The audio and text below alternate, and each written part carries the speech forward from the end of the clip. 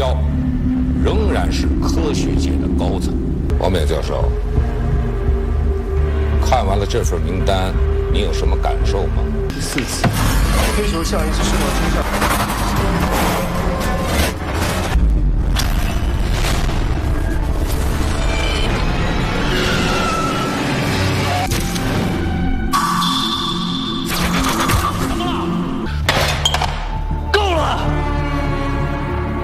你以为这点小把戏能骗得了我吗？至少轮到我了。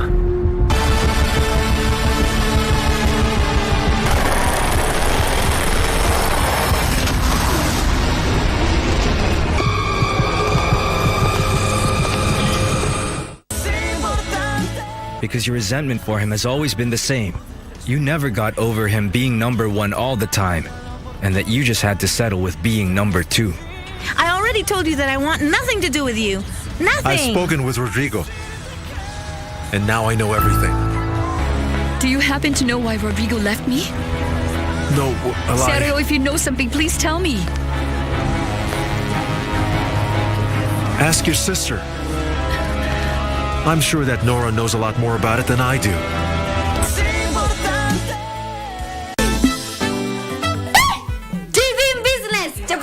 Are you ready to be a famous person? Kapisa, girlfriend. Who doesn't want to look attractive like me? Woman down.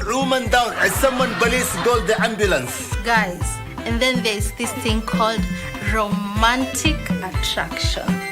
Sasa ng'ombe wawili kukaliswa mahali pamoja, hiyo ni taabu tubu.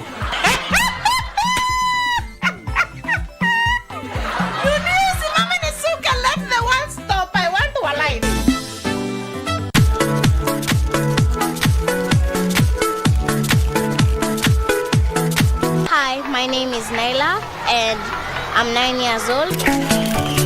My inspiration for doing skating is my sister because she's good at it and I want to follow her footsteps in this skating. Tell me, what sound does the monkey make? Yes, the monkey likes to ha ha ha. Today I'm going to show you guys on how to make the simplest chicken burritos at the comfort of your home. I like taekwondo because it keeps me fit.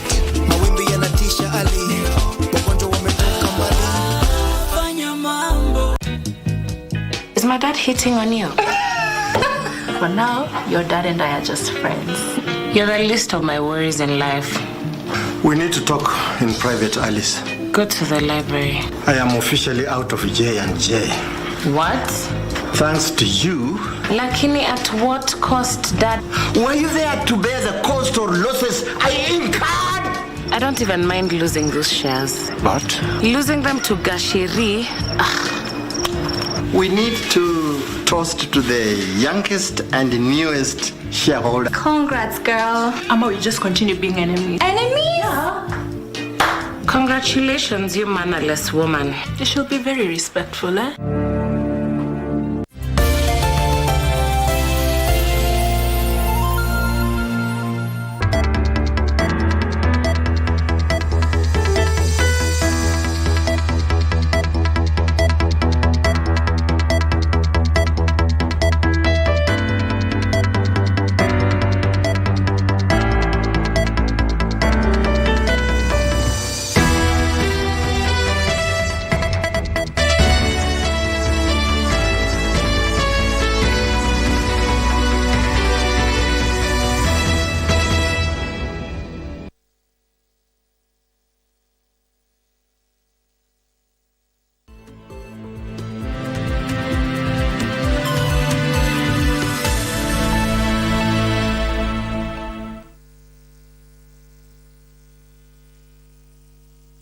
Good afternoon.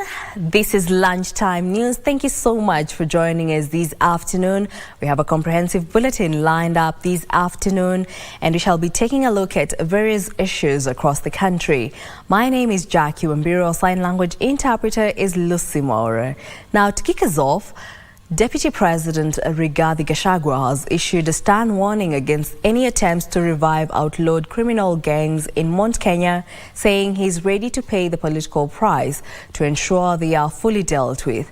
The Deputy President says the government is on high alert and will swiftly move in to stop attempts by gang leaders and their sympathizers to recruit young people in the region. Speaking in Nyandarua County, Deputy President Rigathi Gachagua said no one will be allowed to misuse the youths from the Mount Kenya region. The Deputy President says those involved in attempted revival of Mungiki will face the full wrath of the law. An attempt is being made now to revive that criminal gang. Na hapo 2 months ago walikuwa wameanza kwenda kwa stage kuchukua pesa, kwenda kwa hardware kuchukua pesa, kwanza kuandamana na wamama. Munataka tuwakubalie? It cannot happen. According to Rigathi, the outlawed gang had started extorting matatu operators in various towns in Mount Kenya region, but following orders to rein in on the gang, normalcy had been restored. Ile sisi tunapinga ni kutumia vijana kutoka hapa to engage them in crime. We have a responsibility to protect our young people from being misused by anybody to engage in criminal activities. Na mtu asituambie ati vijana ni ya jamii yetu. Hao wakina mama walifanyiwa hiyo vitendo baya ni wa jamii gani? Na mimi niko tayari, if there is any political price to be paid to protect these women and our young girls, kama kura itakosekana kwa sababu ya hiyo, afadhali ikae. Afadhali ikae. We cannot. Hatuwezi kubali. The second in command also said the fight against illicit brew and drugs was bearing fruits and the vice reduced in the last 1 year. As a community, we were getting almost extinct. Rais ukakubaliana na mimi, ukaagiza tuanze hiyo vita. And I want to report to Your Excellency, nimetembea area hii wakati ya Christmas. And 70% we have succeeded. Gishoki Washira, Lunchtime News.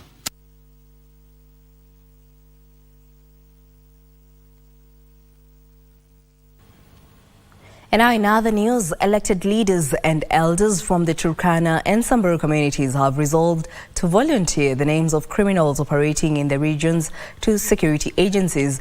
The elders say the move will protect innocent civilians from summary arrest and harassment in efforts to rid the region of banditry and other forms of insecurity. We will not harbor criminals. That's the message that elders in Turkana and Samburu are sending to bandits operating in the region. Na nataka kusema kwamba waizi na wale wababa ya waizi, sisi hatutarudi nyuma. Sisi tutaendelea kutetea jamii wetu wasiumie kwa sababu ya watu wawili. Speaking during a meeting held at Samburu Complex, Ngaremara Ward MCA Peter Losu said the leaders are aware of the enormity of the impending security operation and will not let innocent people be made to suffer for the mistakes made by few known criminals. Serikali wakija, sisi viongozi tunashika serikali mkono, tunaambia huyu ndio ameiba, huyu ndio ametukosesha amani, huyu ndio ameharibu majana yetu. Ndio serikali ifanya operation kwa yule mtu ambaye amefanya ubaya, amefanya kitendo.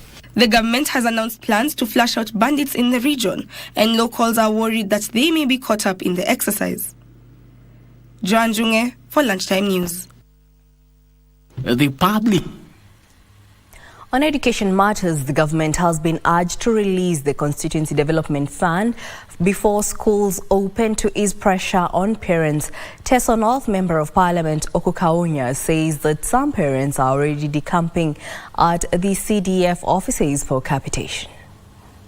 Hizi pesa zijakuja, tunaomba CDF money iwe released kwa constituencies, isaidie watoto wetu wapate elimu. Na mimi nataka kuwaomba wazazi, tusingojee kuwa CDF itatulipia kila kitu. Haiwezekani kwa sababu pesa za CDF hazitoshi.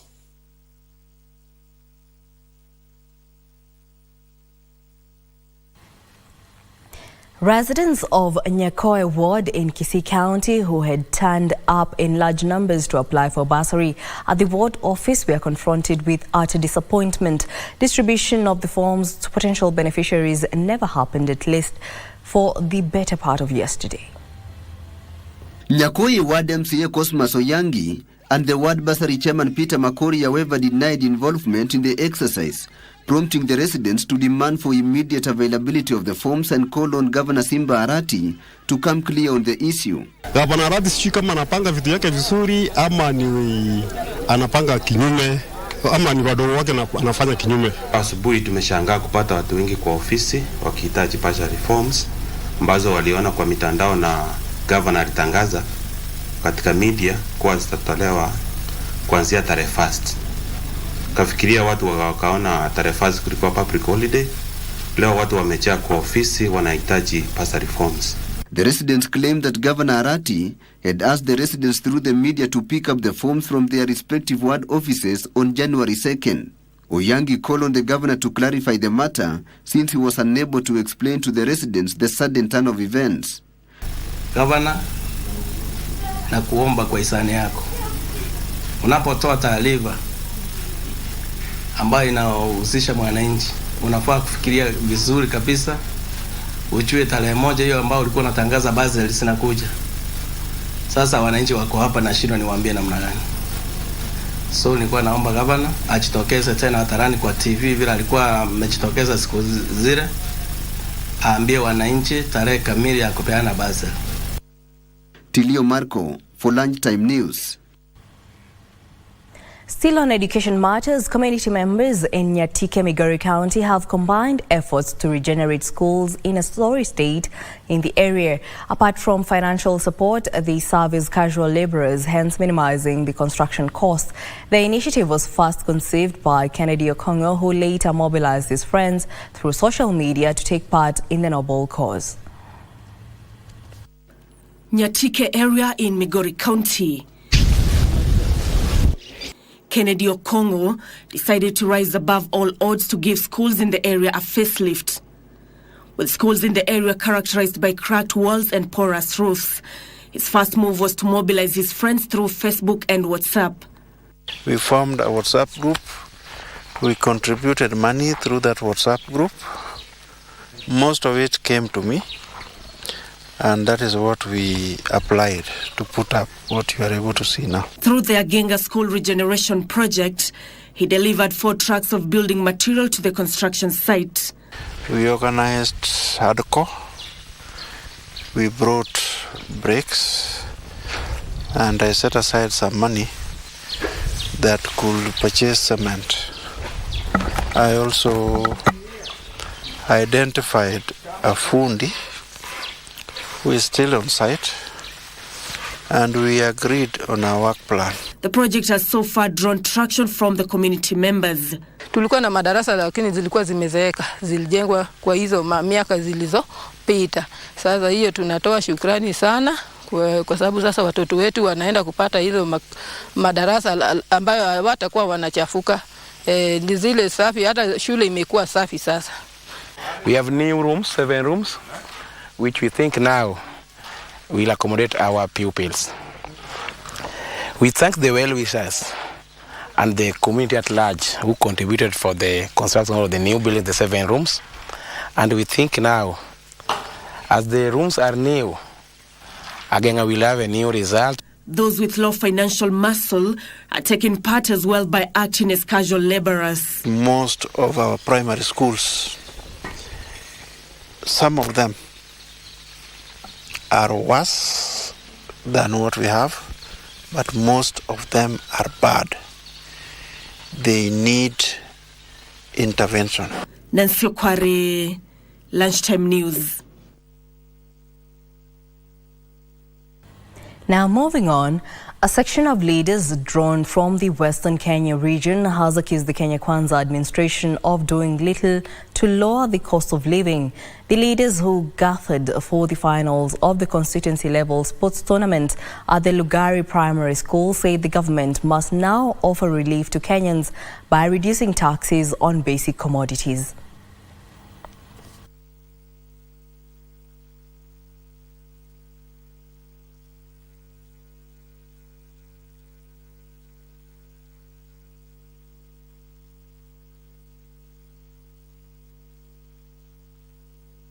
ECD is a devolved function. Correct. We are not going to allow the Minister for Education kuanza kusema ya kwamba ECD is going back to national government.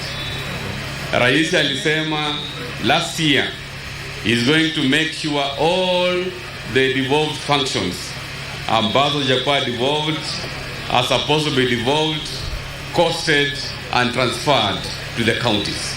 Bunge ifunguliwe mapema kwa sababu pesa ya maendeleo imechelewa. Sisi hatujapata pesa hata ya basari kwenda kwa shule. Pesa ya CDF haijakuja. Pesa ya capitation ya shule haijakuja.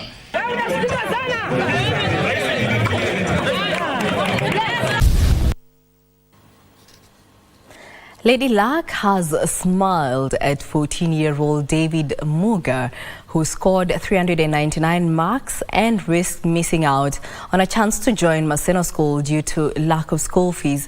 Eludowalo Foundation has adopted the bright student and will now pay his school fees through secondary and tertiary education. Achola Simon reports. At exactly 8 a.m. Wednesday morning, Master David Muga, accompanied by his parents, his area chief and assistant chief, walked into Maseno School for a life-changing moment that will see his dream turned into reality. I had nowhere to get my school fee, but the CS helped me. I thank him so much. Just a few days ago, Muga had taken to social media to seek help as he risked losing out on a chance to join Maseno School due to lack of fees. Very nice to see you, eh? Good. Are you happy?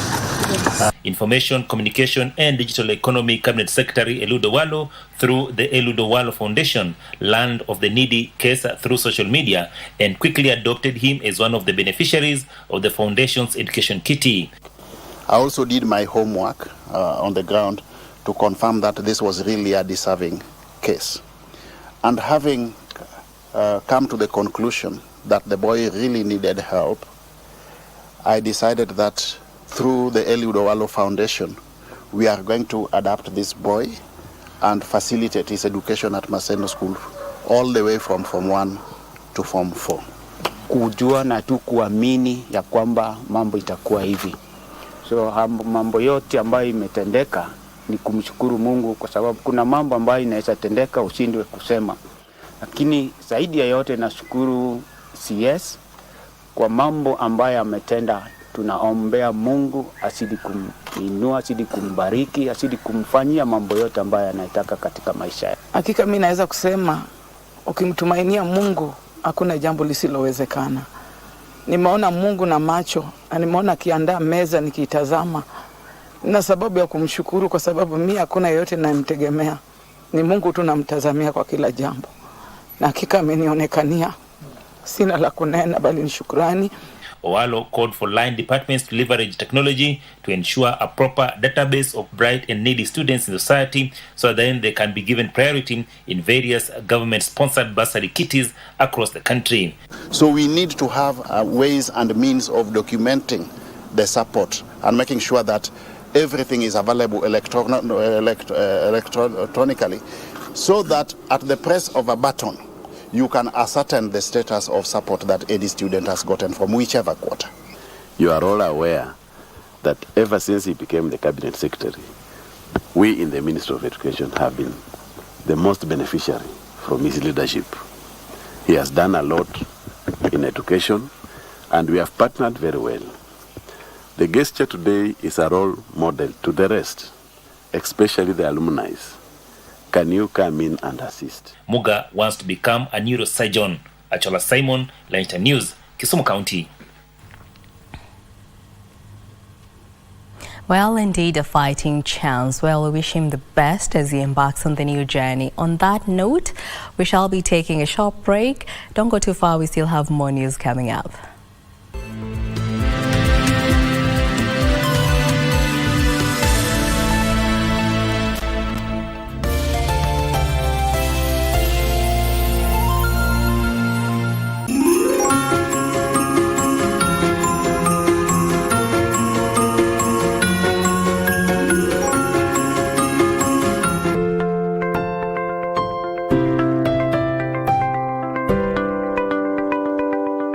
In a world filled with uncertainty, there is one thing we can always count on: the power of compassion and generosity. Every day, families in Kenya face unimaginable challenges and hardships. They struggle to put food on the table, provide shelter for their loved ones, and access basic health care. But today, you have the power to make a difference. By just contributing 1 shilling and 50 cents from your airtime, your generosity can provide access to sanitary pads, nutritious food, clean water, education, and life-saving medical care to those who need it most. To support this cause, please tune in to your favorite radio station under the KBC umbrella for step-by-step instructions on how to subscribe. KBC Helping Hands. Together, we can make a difference and bring hope to those in need.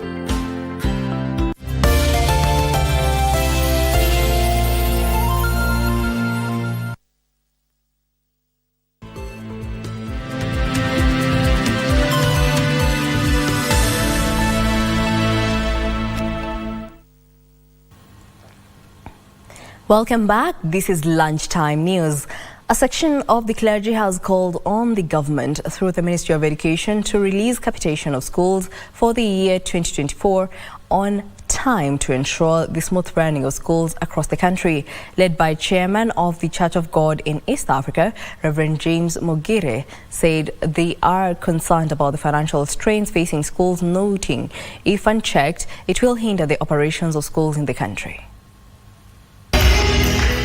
Just a few days before schools reopen for the 2024 school calendar, stakeholders in the sector are worried about the financial strain that has bedeviled schools in the year 2023. A session of the clergy led by the chairman of the Church of God in East Africa, Reverend James Mogire, now want the government to commit to the timely disbursement of capitation to schools to ensure smooth operations. When we mess up with the young ones who are in our schools, then it means we have messed up with the livelihood of this country. Education is the only equalizer in society. And so I want to call upon the Ministry of Education to ensure that they have done part of their bargain to the schools to ensure that our children, as they get back next week to schools, they are able to stay when they have their capitation already in their banks. The leaders say many schools are pending bills running into millions of shillings, which are making operations at school difficult. Schools are really struggling. The bills that now are going to be voted by the government should be the bills in schools, because principals are even running away from the offices because they cannot sustain the pressure from the suppliers and from those that they owe the money. That if the government wants to do well, must look upon the welfare of the young people in schools. They have also called on Parliament to direct their efforts towards crafting legislation that could assist schools in delivering the CBC curriculum for the benefit of the Kenyan child. Timothy Kipnoso for Lunchtime News. Still on education, parents are flocking to bookshops and uniform stores to purchase merchandise in readiness for the new academic year, which begins next week. A cross-section of parents who had to queue for long to get to the required books expressed frustration about the high cost of education. The parents lamented over hard economic times and claimed it has been hard for them to mobilize resources to cater to their children's education. They called for government intervention in areas where school principals have allegedly been extorting parents.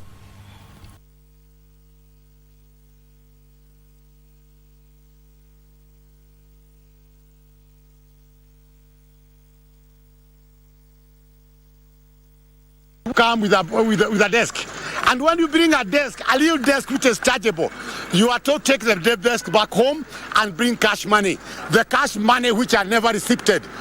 And this matter is most rampant in Nakuru City. This is not that friendly, but all the same, it all depends on how you prepared or how merry your Christmas was. So we had to spare some coins to ensure that we preserve some budget for the books. It's not that friendly, but it's manageable. Nimetoka kutafuta uniform ya mtoto. Akili iko bei kali sana. Bei iko juu. Nimenunua 11,000. Sasa kwa moja na pia ni kama 12,000, sasa ijamalizia, kuna zingine nimenunua bado. Sasa pen, matrusa hivyo. parents are trying to find out from the little disposable income that they have, what they can use or invest in the academics. But the turnout is low. Usually by 2nd of December, we have an influx of customers in the shop.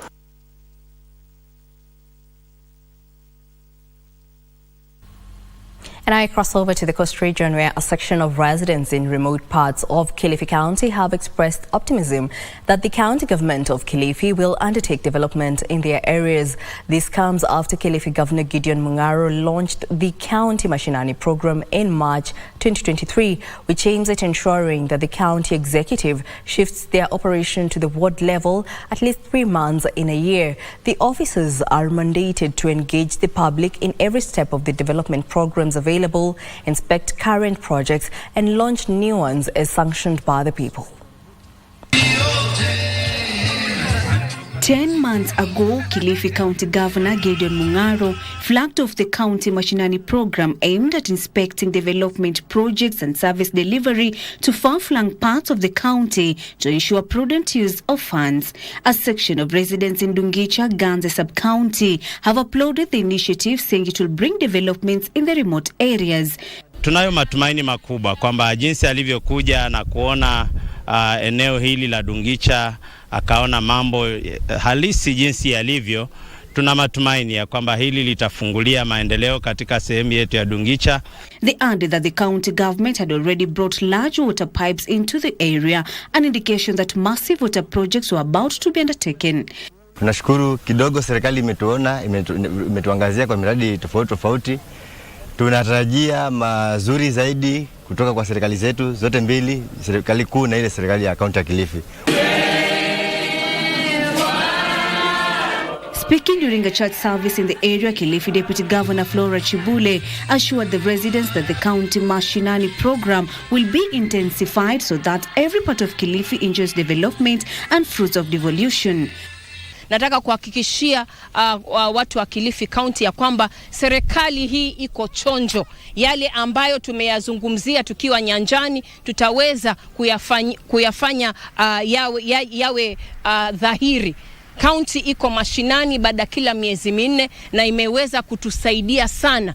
However, during the launch, Kilifi Governor urged the public to fully participate and engage the county officers in their areas of need. Kasi Chanamasha, Lunchtime News.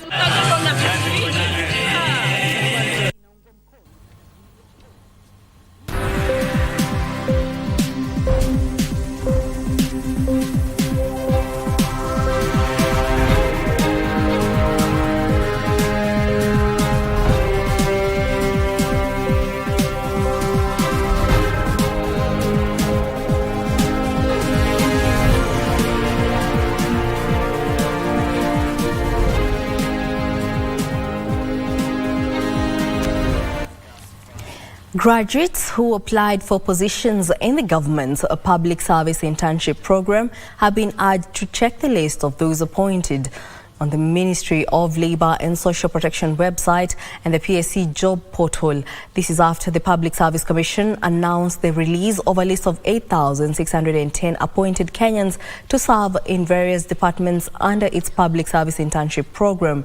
The 6th cohort of interns under the program will be paid a stipend at a rate determined by the government as it seeks to cushion them, especially during these tough economic times. Service Internship Program, PSIP, is a government youth empowerment program whose main objective is to offer college graduates the opportunity to gain hands-on experience and build skills to enhance their chances for employment, networking, and entrepreneurship. The PSIP provides a platform for recent college graduates to acquire practical experience, thus enhancing their employability. Beyond that, it also presents ample opportunities for networking and entrepreneurial skills development. The integral facets of the program are aimed at equipping the interns with a well-rounded set of skills vital in today's dynamic and competitive job market. The Ministry of Labour and Social Protection has released a list of 8,610 appointed Kenyans to serve in various departments under the program. Meanwhile, female Kenyan healthcare workers seeking to work abroad can now apply for overseas jobs in the Kingdom of Saudi Arabia. The Ministry of Labor and Social Protection, in a statement on its X account, announced the opportunities, saying the Saudi government would recruit female health workers to be employed as general nurses and healthcare assistant professionals on a 2-year renewable contract. Frederick Moki for Lunchtime News. Cruise tourism has grown rapidly over the past year in China, which pushed the country to step up the development of its shipbuilding industry and its cruise sector. China's first domestically built large cruise ship, the Adora Magic City, left a port in Shanghai on Monday afternoon for its commercial maiden voyage. It marked a new chapter for the country's shipbuilding and cruise industries. Carrying more than 3,000 passengers, the ship set off from the Shanghai Wasson International Cruise Terminal and is expected to reach Northeast Asian tourist destinations, including Japan and the Republic of Korea, before returning on Sunday. The Adora Magic City is 323.6 meters in length, has a gross weight of 135,500 tons, and can accommodate up to 5,246 passengers, with a total of 2,125 guest rooms, according to its builder. After 8 years of scientific research and 5 years of design and construction, the ship was delivered in November. China has become the 5th country after Germany, France, Italy, and Finland to be able to build large cruise ships. Meanwhile, Egypt is seeking to strengthen its economic ties within the BRICS after its official accession into the bloc of developing nations on January 1st, 2024.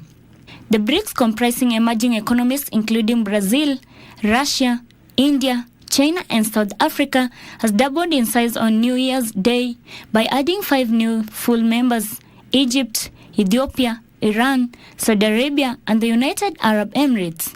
According to state statistics agency CAPMAS, Egyptians' export to BRICS market increased by 5.3% to hit $4.9 billion in 2022, up from $4.6 billion in 2021, while its import from BRICS states increased by 11.5% year-on-year to hit $26.4 billion.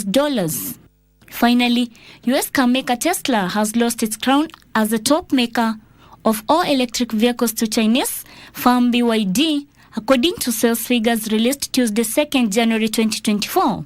The US-based car manufacturer run by billionaire Elon Musk delivered 484,507 vehicles in the fourth quarter of 2023, set a company filing up more than 11% from the previous quarter. But this increase was not enough to maintain Tesla's crown as the world top battery electric vehicle producer and seller, as Chinese rival BYD reported sales on Monday of 5,226,409 for the same period. However, Tesla was still the top seller of EVs on the annual basis, delivering more than 1.8 million vehicles to customers in the year to December, well above BYD's sales figure of just under 1.6 million. Edna Murungi for Lunchtime News.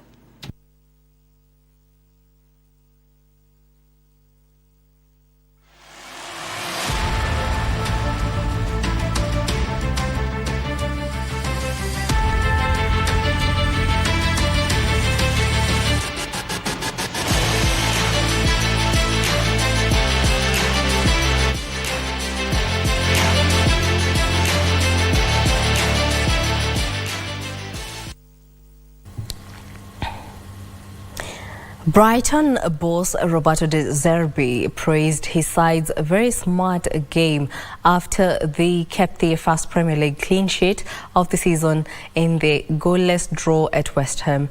It was the first time in 24 league matches Brighton have not conceded a goal, ending a club record run. The point moved Brighton into 7th place above Manchester United, while West Ham are 3 points further ahead in 6th. Been given good ball into Brighton earned a first Premier League clean sheet since May in a 0-0 draw at West Ham, but should have left with more from a wasteful attacking showing. Benrahma chips it. It's going to drop to Ward-Prowse. Steal again.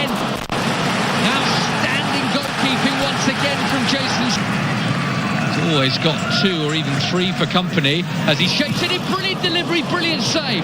Gross snuck in completely unnoticed. Into and crosses. He wants a handball. The referee says no. It's found its way through to Ben Rama. This cross is a good one as well, and the back post is wide. Gilmore into Buonanotte. Drops for Ferguson. That's beautiful control. Oh, Pedro leaves it. That's clever. Milner's cross. Gross was there. It falls for Mona over the bar. That report brings us to the end of our bulletin this afternoon. Thank you so much for choosing Lunchtime News. My name is Jackie Wambiru. Our sign language interpreter is Lucy Mora. Enjoy the rest of the afternoon.